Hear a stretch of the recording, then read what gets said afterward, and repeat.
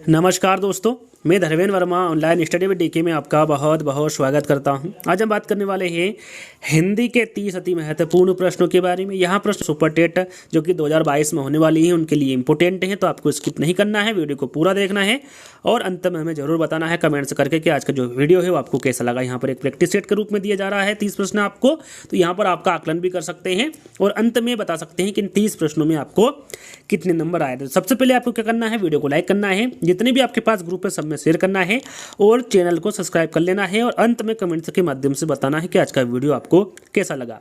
शुरू करते हैं। पहला प्रश्न है आपका, लेख लिखा गया इस वाक्य में कौन सा वाच्य। यहाँ पर देखिए इस वाक्य में वाच्य पूछा गया है, कर्तवाच्य है, कर्मवाच्य है, भाववाच्य है या फिर ए और बी दोनों है। तो यहाँ पर सबसे पहले हमें वाक्य को अच्छे से पढ़ लेना है। लेख लिखा गया, क्या लिखा गया, लेख लिखा गया। यहाँ पर आप देखेंगे तो यहाँ पर कर्म किया जा रहा है, लेख को लिखा जा रहा है, तो यहाँ पर कर्म की प्रधानता का बोध होता है।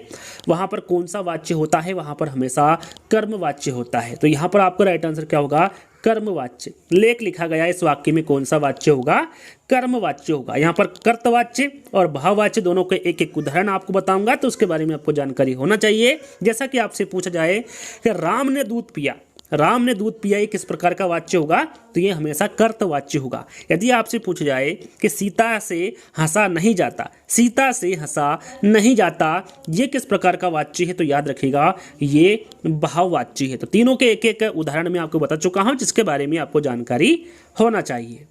चलिए, निम्नलिखित में से कौन सा शब्दालंकार नहीं, यहाँ पर देखिए शब्दालंकार कौन सा नहीं है, अनुप्रास, यमक, श्लेष या फिर रूपक। तो यहाँ पर आपको बता दूं मैं कि श्लेष, यमक और अनुप्रास ये तीनों ही शब्दालंकार के अंतर्गत आते हैं और जो रूपक अलंकार है, जो रूपक अलंकार है शब्दालंकार नहीं होता है बल्कि यहाँ अर्थालंकार होता है। याद रखिएगा कौन सा इसमें से अर्थालंकार है पूछा जाए तो आपका राइट आंसर क्या होगा, रूपक। रूपक शब्दालंकार नहीं होता है, कौन सा अलंकार होता है, अर्थालंकार होता है। तो यहाँ पर डी वाला विकल्प आपका सही होगा।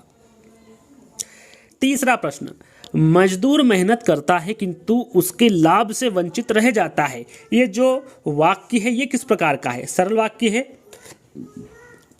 मिश्र वाक्य है, संयुक्त वाक्य है या फिर इनमें से कोई नहीं। तो यहाँ पर मैं आपको बता दूं कि जहाँ पर और लगाए, तथा लगाए, एव या परंतु, किंतु, इसलिए ये शब्द जुड़े हुए आपको किसी वाक्य में नजर आए तो वह वाक्य कौन सा होगा, याद रखिएगा वहाँ वाक्य संयुक्त वाक्य होगा। कौन सा वाक्य होगा, संयुक्त वाक्य होगा। एक बार फिर बता देता हूँ, जहाँ पर और, तथा, एव या परंतु, किंतु, इसलिए ये शब्द जुड़े हो जहाँ पर, वहाँ पर कौन सा वाक्य होगा, हमेशा संयुक्त वाक्य होगा। और जहाँ पर एक ही उद्देश्य कौन सा वाक्य बता रहा हो, जैसा कि यदि हम उदाहरण के तौर पर जाने, मुकेश पढ़ता है।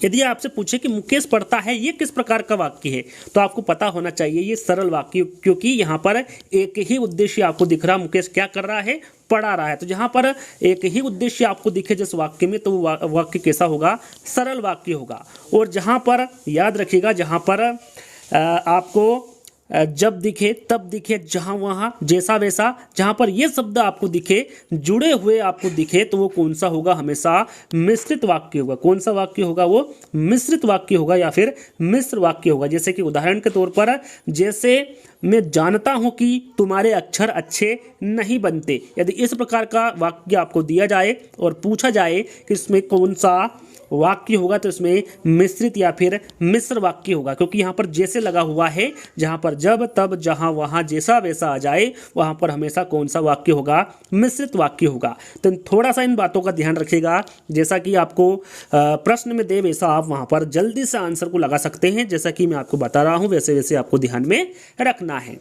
चौथा प्रश्न, देशभक्ति में समास। यहाँ पर देखिए देशभक्ति में समास यदि आपसे पूछा जाए कौन सा होगा, द्वंद्व होगा, द्विगु होगा, तत्पुरुष होगा या फिर अव्ययी भाव होगा। देशभक्ति में समास यदि आपसे पूछा जाए तो क्या होगा। सबसे पहले तो हम इसका समास विग्रह कर लेते हैं। देशभक्ति का समास विग्रह क्या होता है, देश के लिए भक्ति, देश के लिए भक्ति या देशभक्ति का समास विग्रह होता है। यहाँ पर अब आपको बताना है कि इसमें कौन सा समास है। तो राइट आंसर आपका क्या होगा, इसमें कौन सा समास होगा, तत्पुरुष समास होगा। कौन सा होगा, तत्पुरुष, संप्रदान तत्पुरुष समास होगा देशभक्ति में। तीसरा वाला विकल्प आपका सही होगा। चलिए, गंगा की उज्जवल जलधारा सूर्योदय के समय सुंदर लगती है। रेखांकित शब्द का शुद्ध वर्तनी क्या होगा? यहाँ पर देखिए रेखा खींची हुई है।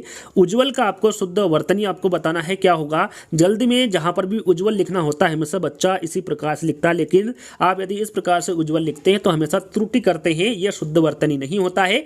यहाँ पर आपको 4 विकल्प दिए गए हैं और शुद्ध वर्तनी के बारे में पूछा गया है। तो याद रखिएगा हमेशा जो उज्ज्वल लिखा जाएगा उसमें आधा जा आएगा, दोनों ही क्या आएगा, यहाँ पर आधा जा आएगा। वो जहां पर आधा जा आपको दिखे वो हमेशा शुद्ध वर्तनी होगी उज्ज्वल के। तो यहां पर पहला वाला जो विकल्प होगा वो एकदम सही होगा। छठा प्रश्न है शत्रु का हनन करने वाला वाक्यांश के लिए एक शब्द बताना। यहाँ पर देखिए जो वाक्य दिया हुआ है इसके लिए एक शब्द बताना है।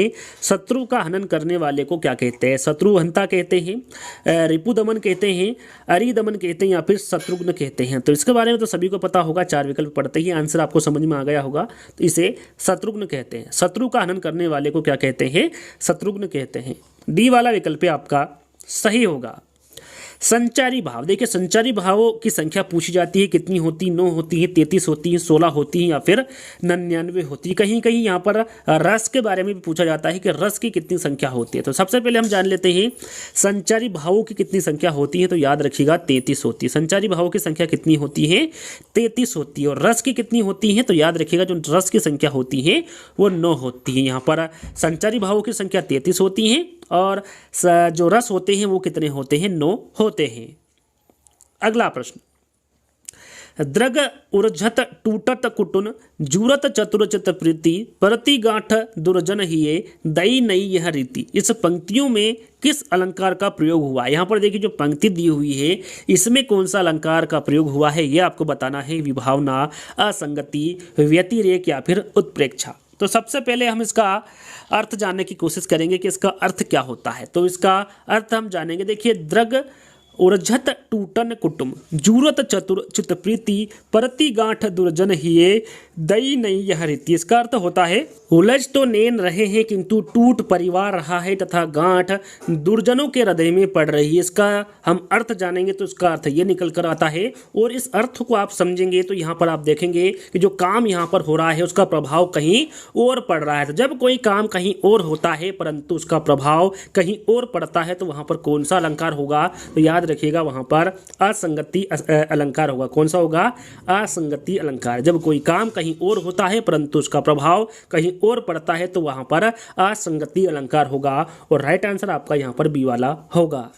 चलिए 9वां प्रश्न है रचना के अनुसार कौन सा वाक्य का भेद नहीं है। यहाँ पर देखिए रचना के अनुसार पूछा गया है कि कौन सा वाक्य का भेद नहीं है। सरल वाक्य, संयुक्त वाक्य, मिश्र वाक्य या फिर पदबंध। तो यहाँ पर यदि आपने हिंदी पढ़ी होगी तो आसानी से आंसर लगा सकते हैं कि रचना के अनुसार पूछा गया है तो वाक्य के भेद कितने होते हैं? तो याद रखिएगा 3 वाक्य के भेद होते हैं। सरल कह लीजिए या फिर साधारण वाक्य कह लीजिए, मिश्र वाक्य और संयुक्त वाक्य, ये 3 प्रकार के भेद होते हैं रचना की दृष्टि से। लेकिन जो पदबंध है ये रचना के अनुसार वाक्य का भेद नहीं होता है। तो राइट आंसर आपका 4th वाला होगा। चलिए नीलगाय में कौन सा समास है? यहाँ पर देखिए नीलगाय में समास पूछा गया है कौन सा है? तत्पुरुष है, अव्ययीभाव है, कर्मधारय है या फिर द्वंद्व समास है। यहाँ पर देखिए क्यूज के तौर पर आपको एक प्रश्न दे रहा हूँ कि नीलगाय में आपको समास विग्रह बताना है। नीलगाय का समास विग्रह क्या होता है इसके बारे में आपको कमेंट्स के माध्यम से बताना है क्या होगा नीलगाय का समास विग्रह। यहाँ पर समास पूछा गया है तो नीलगाय में कौन सा समास होगा? याद रखिएगा कर्मधारय समास होगा। कौन सा होगा? कर्मधारय समास। जैसे कि पीताम्बर, नीलकमल, इनमें भी कौन सा समास होगा? इनमें भी कर्मधारय समास होगा। तो तीसरा वाला विकल्प आपका सही होगा। चलिए अगला प्रश्न है रोग का ठीक होना असंभव है के लिए एक शब्द आपको बताना है क्या होगा? संक्रामक होगा, असाध्य होगा, महामारी होगा या फिर विकट होगा। जिस रोग का ठीक होना असंभव है उसे क्या कहेंगे? एक शब्द में तो उसे क्या कहेंगे? असाध्य कहेंगे। याद रखिएगा जिस रोग का ठीक होना असंभव है उसको असाध्य कहेंगे। और छुआछूत से फैलने वाला रोग को हम क्या कहेंगे? संक्रामक कहेंगे। तो यहाँ पर बी वाला विकल्प आपका सही होगा। वहाँ कवि जो तत्काल कविता करे के लिए एक शब्द क्या है? वहाँ कवि जो तत्काल कविता करे उसके लिए एक शब्द आपको बताना है। सुकवि है, महाकवि है, आशु कवि है या फिर राज कवि। यहाँ पर वहाँ कवि जो तत्काल कविता करे उसके बारे में आपको एक शब्द बताना है। तो राइट आंसर आपका क्या होगा? आशु कवि। वहाँ कवि जो तत्काल कविता करे उसे क्या कहते हैं? आशु कवि कहते हैं। कवि बिहारी मुख्यतः किस रस के कवि, कवि बिहारी मुख्यतः किस रस के कवि है, इसके बारे में आपको बताना है। करुण, भक्ति, श्रृंगार या फिर वीर। तो यहाँ पर क्या राइट आंसर होगा, कवि बिहारी के बारे में पूछा गया है कि ये मुख्यतः किस रस के कवि है। आपका राइट आंसर होगा श्रृंगार रस। कौन से रस के कवि हैं ये, श्रृंगार रस के कवि हैं। और श्रृंगार रस का स्थायी भाव क्या होता है, तो याद रखिएगा श्रृंगार रस का जो स्थायी भाव होता है वो रति होता है। निम्नलिखित में से कौन सा शब्द व्यक्तिवाचक संज्ञा, यहाँ पर देखिए व्यक्तिवाचक संज्ञा पूछी गई है। गाय है, पहाड़ है, यमुना है या फिर आम है। व्यक्तिवाचक संज्ञा के बारे में पूछा गया है। आपका राइट आंसर क्या होगा, यमुना। याद रखिएगा व्यक्तिवाचक संज्ञा कौन सा होगा, यमुना होगा। बाकी जो गाय, पहाड़ और आम है ये किस प्रकार की संज्ञा है, तो ये जातिवाचक संज्ञा। याद रखिएगा गाय, पहाड़ और आम ये तीनों ही कौन सी संज्ञा है, तो ये जातिवाचक संज्ञा। और यहाँ पर यमुना कौन सी संज्ञा है, ये व्यक्तिवाचक है। व्यक्तिवाचक में और भी आपको याद होना चाहिए, जैसे कि राम, श्याम, हिमालय, अमेरिका, चंद्रमा, सोमवार, जनवरी, नंदनी, ये सभी किसके शब्द हैं, तो ये व्यक्तिवाचक संज्ञा के शब्द हैं। तो इनके बारे में भी आपको पता होना चाहिए। चलिए अगला प्रश्न है, सम उपसर्ग से निर्मित शब्द। यहाँ पर देखिए सम उपसर्ग से निर्मित शब्द कौन सा है, संयोग है, संविधान है, संस्कृत है या फिर ये सभी है। तो आप देखेंगे कि संयोग में भी सम उपसर्ग लगा हुआ है, संविधान में भी सम उपसर्ग लगा हुआ है और संस्कृत में भी सम उपसर्ग लगा हुआ है। तो राइट आंसर आपका क्या होगा, ये सभी होगा। महत्व में कौन सा प्रत्यय, यहाँ पर देखिए महत्व में प्रत्यय पूछ लिया गया है, कौन सा होगा, तत् होगा, त्व होगा, तव होगा या फिर वह होगा। महत्व में कौन सा प्रत्यय है ये पूछा गया है। तो आपका राइट आंसर क्या होगा, त्व। याद रखिएगा त्व यहाँ पर महत्व में प्रत्यय लगा हुआ है, तो तीसरा वाला विकल्प आपका सही होगा। अगला प्रश्न, परमार्थ का संधि विच्छेद। यहाँ पर देखिए परमार्थ का संधि विच्छेद पूछा गया है। क्या होता है, परम प्लस अर्थ होता है, पर प्लस अर्थ होता है, पर प्लस अर्थ होता है या फिर परमो प्लस अर्थ होता है। यहाँ पर परमार्थ का संधि विच्छेद पूछा गया है, क्या होगा। तो याद रखिएगा यहाँ पर जो परमार्थ का संधि विच्छेद होगा वो परम प्लस अर्थ होगा। और परम प्लस अर्थ का हम जाने कि इसमें यानी कि कह सकते हैं कि परमार्थ में कौन सी संधि है, तो याद रखिएगा इसमें दीर्घ संधि होगी। कौन सी संधि होगी, दीर्घ संधि होगी परमार्थ में। तो राइट आंसर आपका यहां पर पहला वाला होगा। चलिए अगला प्रश्न है, सरस्वती पत्रिका के संपादक कौन। यहां पर देखिए सरस्वती पत्रिका के संपादक के बारे में पूछा गया है, कौन थे। सूर्यकांत त्रिपाठी निराला, महावीर प्रसाद द्विवेदी, भारतेंदु हरिश्चंद्र या फिर बाल मुकुंद गुप्त। सरस्वती पत्रिका के संपादक के बारे में पूछा गया है, तो आपका राइट आंसर होगा महावीर प्रसाद द्विवेदी। याद रखिएगा सरस्वती पत्रिका के जो संपादक होंगे वो महावीर प्रसाद द्विवेदी होंगे। आपसे पूछा जाए कि कवि वचन सुधा, कवि वचन सुधा के संपादक कौन होंगे, तो आपको पता होना चाहिए भारतेंदु हरिश्चंद्र। आपसे पूछा जाए अखबारे चुनार तथा कोहिनूर, इन दोनों पत्रिका के संपादक कौन होंगे, तो वो बाल मुकुंद गुप्त होंगे। याद रखिएगा कवि वचन सुधा के भारतेंदु हरिश्चंद्र होंगे, अखबारे चुनार तथा कोहिनूर के बाल मुकुंद गुप्त होंगे और सरस्वती पत्रिका के जो संपादक होंगे वो महावीर प्रसाद द्विवेदी होंगे। चलिए अगला प्रश्न है, चितंबरा। चितंबरा पर ज्ञानपीठ पुरस्कार प्राप्त हुआ है, किसको हुआ है, मैथिली शरण गुप्त को हुआ है, सुमित्रा नंदन पंत को हुआ है, अयोध्या सिंह उपाध्याय हरिओत को हुआ है या फिर रामधारी सिंह दिनकर को हुआ है। चितंबरा पर ज्ञानपीठ पुरस्कार किसको प्राप्त हुआ है, तो याद रखिएगा ये सुमित्रा नंदन पंत को हुआ। किसको हुआ है, सुमित्रा नंदन पंत को प्राप्त हुआ है। कब हुआ है, 1968 में। चितंबरा पर ज्ञानपीठ पुरस्कार सुमित्रा नंदन पंत को 1968 में प्राप्त हुआ है। चलिए यहाँ पर देखिए रामधारी सिंह दिनकर आपको यहाँ पर विकल्प में दिख रहा होगा। यदि आपसे पूछा जाए कि उर्वशी जो उर्वशी नामक रचना है उस पर किसको ज्ञानपीठ पुरस्कार प्राप्त हुआ है, तो रामधारी सिंह दिनकर। याद रखिएगा रामधारी सिंह दिनकर को उर्वशी नामक रचना पर ज्ञानपीठ पुरस्कार इनको भी मिला है। कब मिला है, तो ये 1972 को मिला है। तो इसके बारे में भी आपको जानकारी होना चाहिए। चलिए महान शब्द में त्व प्रत्यय जोड़ने से शब्द बनेगा। यहाँ पर महान शब्द में यदि आप त्व प्रत्यय जोड़ते हैं तो उसका क्या बनेगा, महिनी बनेगा, महता बनेगा, महत्व बनेगा या फिर महती बनेगा। सरल सा प्रश्न है। यहाँ पर क्या बनेगा, महान शब्द में त्व प्रत्यय यदि हम जोड़ते हैं तो राइट आंसर आपका यहाँ पर होगा महत्व। क्या बनेगा, महान शब्द में यदि त्व प्रत्यय जोड़ते हैं तो वो महत्व बनेगा।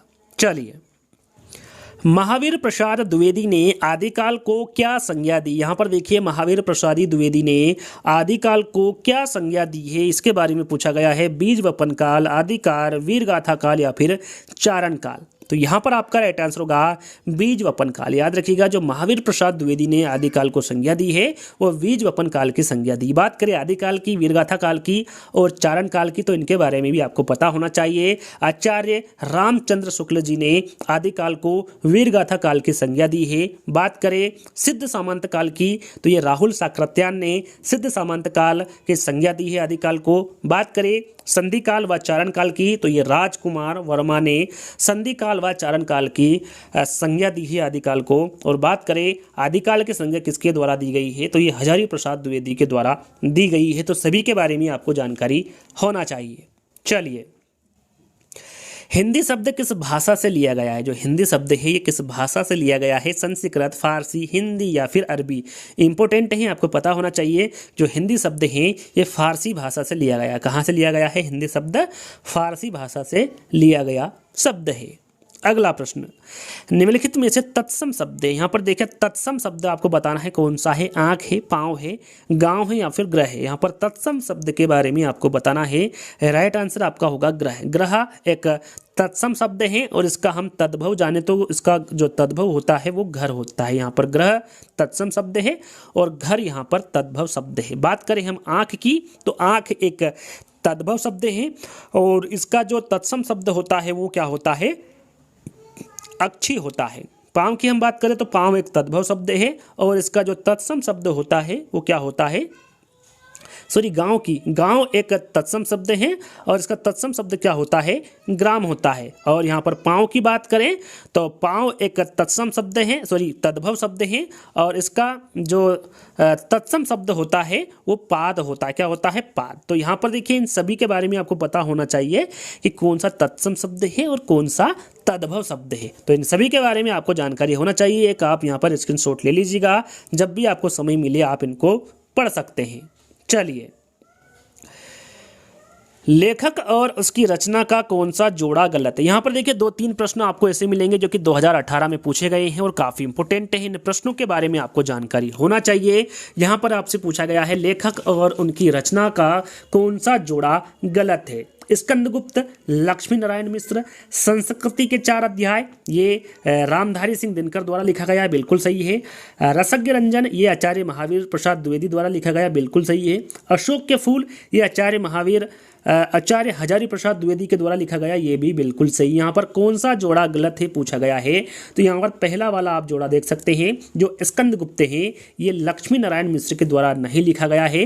ये किसके द्वारा लिखा गया है? तो याद रखिएगा ये जयशंकर प्रसाद, याद रखिएगा जो स्कंदगुप्त है ये जयशंकर प्रसाद के द्वारा लिखा गया है, न कि लक्ष्मी नारायण मिश्र के। तो यही जोड़ा आपका गलत होगा। तो पहला वाला विकल्प आपका सही होगा। ये 2018 में पूछा गया प्रश्न है। कवि और उनकी रचना का कौन सा जोड़ा सही नहीं है? यहाँ पर भी जो प्रश्न आप देख रहे हैं यहाँ प्रश्न भी 2018 यूपी टेट के पेपर से लिया गया है, जो कि काफ़ी इंपॉर्टेंट है। आगे की जो एग्जाम होगी उसमें भी इसी प्रकार के प्रश्न आपको देखने को मिलेंगे। कवि और उसकी रचना का कौन सा जोड़ा सही नहीं है पूछा गया है। परिमल सूर्यकांत त्रिपाठी निराला, बिल्कुल सही है। जो परिमल रचना है ये सूर्यकांत त्रिपाठी निराला के द्वारा लिखी गई है। शिवराज भूषण के द्वारा लिखी गई रचना है। शब्द रसायन देव के द्वारा लिखी गई रचना है। यहाँ पर जो उद्धव शतक है ये भारतेंदु हरिश्चंद्र के द्वारा नहीं लिखी गई है। ये किसके द्वारा लिखी गई है? तो याद रखिएगा ये जगन्नाथ दास रत्नाकर के द्वारा उद्धव शतक लिखी गई, ना कि भारतेंदु हरिश्चंद्र के द्वारा। तो यहाँ पर कौन सा जोड़ा सही नहीं है पूछा गया था, तो डी वाला विकल्प आपका सही होगा। एक प्रश्न और यहाँ पर लिया गया है 2018 यूपी टेट। 3 प्रश्न यहाँ पर आपको मिलेंगे और सभी के सभी लेखक और उनकी कृति से प्रश्न आपको देखने को मिलेंगे। लेखक और उसकी कृति के युग्म में कौन सा युग्म गलत है? 3 प्रश्न आपको एक जैसे मिले लेकिन उनके विकल्प यहाँ पर आपको अलग अलग देखने को मिले। आदि देश जो रचना है ये डॉक्टर संपूर्णानंद के द्वारा लिखी गई, बिल्कुल सही है। बोलगा से गंगा ये राहुल साकृत्यायन के द्वारा लिखी गई, बिल्कुल सही है। सूरज का सातवां घोड़ा ये धर्मवीर भारती के द्वारा लिखी गई है, बिल्कुल सही है। दर्शन दिग्दर्शन, जो दर्शन दिग्दर्शन है यह रामचंद्र शुक्ल के द्वारा नहीं लिखी गई है, ये किसके द्वारा लिखी गई है? तो ये राहुल साकृत्यायन के द्वारा लिखी गई है दर्शन दिग्दर्शन। तो यहाँ पर कौन सा जोड़ा गलत है ये पूछा गया था, तो आपका राइट आंसर यहाँ पर भी डी वाला होगा। चलिए अगला प्रश्न है, 12 बरस लो कूकल जीवे अरु 13 लो जिये सियार। यहाँ पंक्ति किसकी? यहाँ पर पंक्ति के बारे में पूछा गया है कि ये पंक्ति किसकी है? विद्यापति की है, चंद्रबरदाई की है, नरपति नाहला की, या फिर जगनिक की है? तो यहाँ पर आपका राइट आंसर होगा जगनिक की है। याद रखिएगा, 12 बरस लो कूकल जीवे अरु 13 लो जिये सियार, यहाँ पंक्ति किसकी होगी? जगनिक की होगी। यहाँ प्रश्न जो 2017 में एग्जाम हुई थी यूपी टेट की, उसमें से लिया गया प्रश्न है। निम्नलिखित में से किस देश में हिंदी भाषा का प्रयोग लिखने एवं बोलने में किया जाता है? काफी इंपोर्टेंट प्रश्न है, इस प्रकार का प्रश्न एग्जाम में पूछा जाता है। वो कौन सा देश है जिसमें हिंदी भाषा का प्रयोग लिखने एवं बोलने में किया जाता है? ऑस्ट्रेलिया है, दक्षिण अमेरिका है, पाकिस्तान है, या फिर मॉरिशस है? तो यहाँ पर आपका राइट आंसर क्या होगा? मॉरिशस। जो मॉरिशस देश है इसमें हिंदी भाषा का प्रयोग लिखने में भी किया जाता है और बोलने में भी किया जाता है। अगला प्रश्न, सूरसागर किस भाषा की रचना है? जो सूरसागर है ये किस भाषा की रचना है? अवधी की है, बुंदेली की है, ब्रज की है, या फिर छत्तीसगढ़ी की है? तो यहाँ पर आपका राइट आंसर होगा ये ब्रज भाषा की। जो सूरसागर है ये किस भाषा की रचना है? तो ये ब्रज भाषा की सूरसागर की जो रचना है ये किसके द्वारा लिखी गई थी? तो याद रखेगा ये सूरदास जी के द्वारा लिखी गई थी। किसके द्वारा लिखी गई थी? सूरदास जी के द्वारा लिखी गई थी। और इसकी भाषा किस भाषा की रचना है ये पूछा जाए तो ये ब्रज भाषा की रचना है। अगला और अंतिम प्रश्न, जैसा कि मैंने आपको बताया था टोटल 30 प्रश्न आपको मिलेंगे। वीरों का किस्सा हो वसंत जो कविता है ये किसके द्वारा लिखा गया? सुमित्रा कुमारी चौहान, सुभद्रा कुमारी चौहान, माखनलाल चतुर्वेदी, या फिर रामधारी सिंह दिनकर? ये भी 2017 में जो यूपीटेट की एग्जाम हुई थी उसमें से लिया गया प्रश्न है, काफी इंपोर्टेंट है। याद रखिएगा, वीरों का कैसा हो वसंत जो कविता है इसकी रचनाकार कौन है? तो वह सुभद्रा कुमारी चौहान। याद रखिए किसके द्वारा लिखा गया है ये? तो ये सुभद्रा कुमारी चौहान के द्वारा लिखी गई कविता है। तो बी वाला विकल्प आपका सही होगा। तो यहीं पर आज के 30 प्रश्न समाप्त होते हैं। आज का वीडियो आपको कैसा लगा आपको कमेंट्स के माध्यम से बताना है, और आपको इन 30 प्रश्नों में कितने नंबर आए आपको ये कमेंट्स के माध्यम से जरूर बताना है। तो जल्द ही दोस्तों एक नए प्रैक्टिस सेट के रूप में जल्द ही मिलते हैं। जब तक के लिए धन्यवाद।